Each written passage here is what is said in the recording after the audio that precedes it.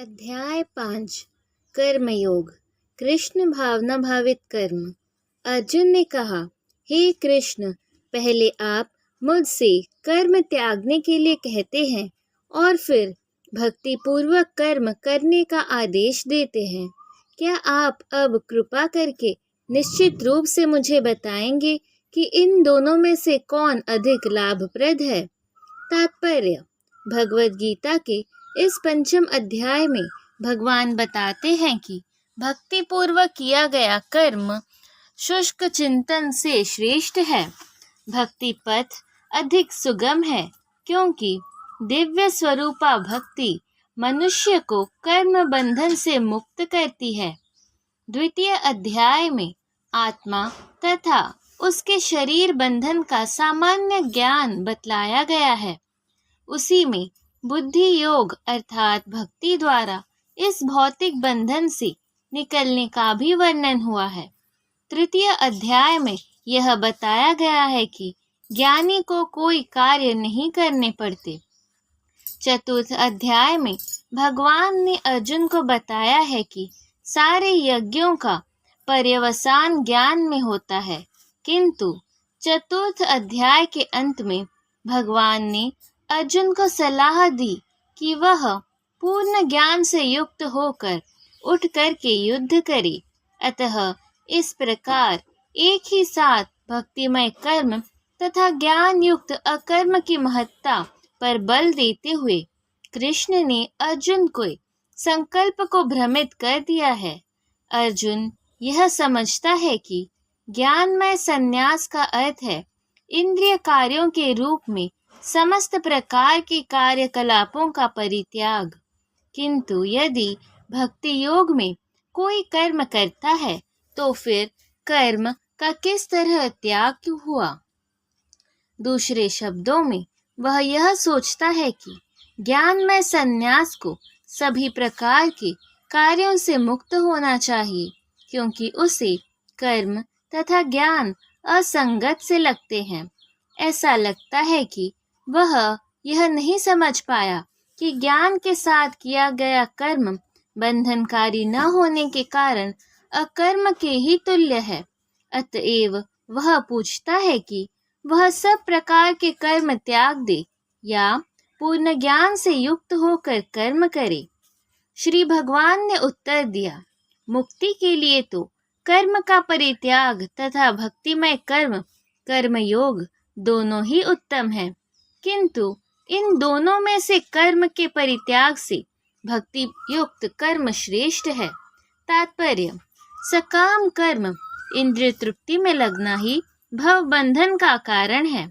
जब तक मनुष्य शारीरिक सुख का स्तर बढ़ाने के उद्देश्य से कर्म करता रहता है, तब तक वह विभिन्न प्रकार के शरीरों में देहांतरण करते हुए भव बंधन को बनाए रखता है।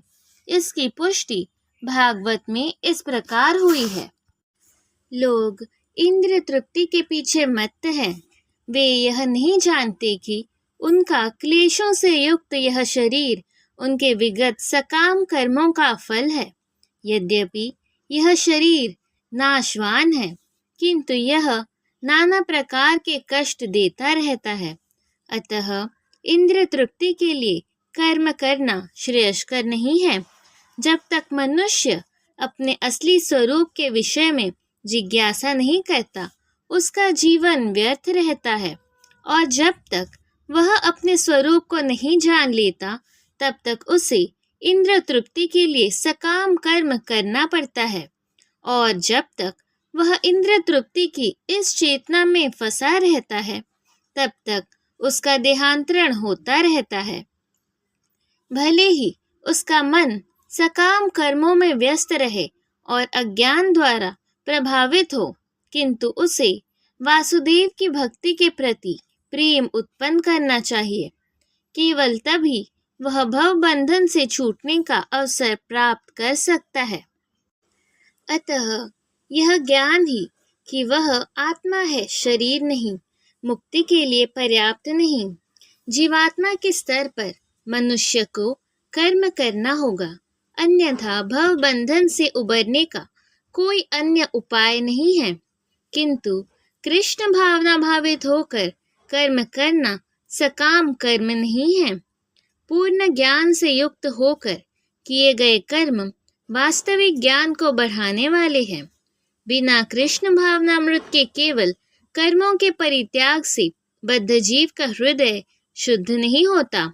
जब तक हृदय शुद्ध नहीं होता तब तक सकाम कर्म करना पड़ेगा, परंतु कृष्ण भावना भावित कर्म कर्ता को स्वतः सकाम कर्म के फल से मुक्त बनाता है, जिसके कारण उसे भौतिक स्तर तक उतरना नहीं पड़ता। अतः कृष्ण भावना भावित कर्म संन्यास से सदा श्रेष्ठ होता है, क्योंकि संन्यास में नीचे गिरने की संभावना बनी रहती है। कृष्ण भावनामृत से रहित संन्यास अपूर्ण है, जैसा कि श्रील रूपी गोस्वामी ने भक्ति रसामृत सिंधु में पुष्टि की है। जब मुक्ति कामी व्यक्ति श्री भगवान से संबंधित वस्तुओं को भौतिक समझकर उनका परित्याग कर देते हैं, तो उनका संन्यास अपूर्ण कहलाता है। संन्यास तभी पूर्ण माना जाता है जब यह ज्ञात हो कि संसार की प्रत्येक वस्तु भगवान की है और कोई किसी भी वस्तु का स्वामित्व ग्रहण नहीं कर सकता। वस्तुतः मनुष्य को यह समझने का प्रयत्न करना चाहिए कि उसका अपना कुछ भी नहीं है, तो फिर संन्यास का प्रश्न ही कहाँ उठता है। जो व्यक्ति यह समझता है कि सारी संपत्ति कृष्ण की है, वह नित्य सन्यासी है। प्रत्येक वस्तु कृष्ण की है, अतः उसका उपयोग कृष्ण के लिए किया जाना चाहिए। कृष्ण भावना भावित होकर इस प्रकार का पूर्ण कार्य करना मायावादी सन्यासी के कृत्रिम वैराग्य से ही कहीं उत्तम है। जो पुरुष न तो कर्म फलों से घृणा करता है और न कर्म फल की इच्छा करता है, वह नित्य सन्यासी जाना जाता है। हे महाबाहु अर्जुन, ऐसा मनुष्य समस्त द्वंद्वों से रहित होकर भवबंधन को पार कर पूर्णतया मुक्त हो जाता है।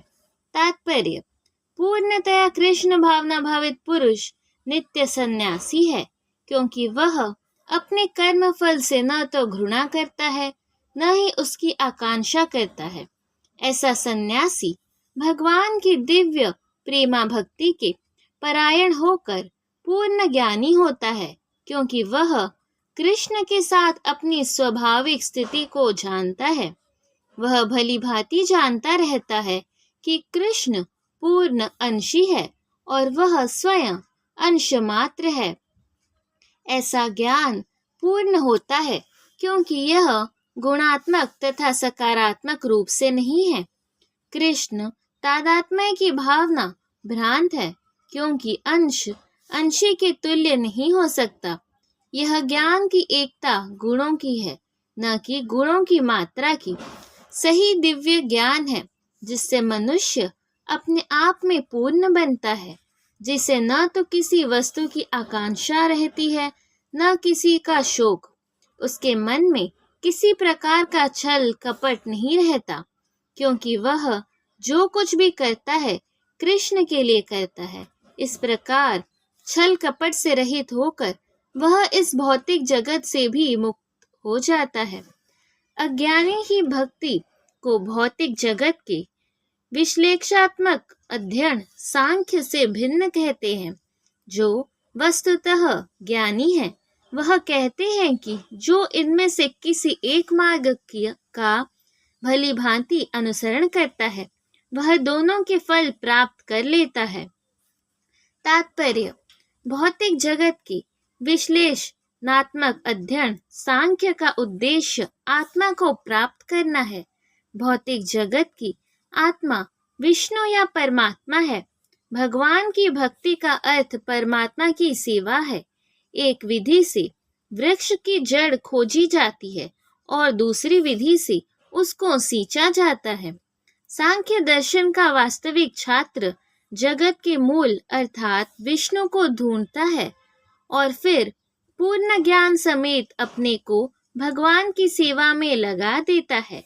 अतः मूलतः इन दोनों में कोई भेद नहीं है, क्योंकि दोनों का उद्देश्य विष्णु की प्राप्ति है। जो लोग चरम उद्देश्य को नहीं जानते, वे ही कहते हैं कि सांख्य और कर्मयोग एक नहीं है, किंतु जो विद्वान है वह जानता है कि इन दोनों भिन्न विधियों का उद्देश्य एक है।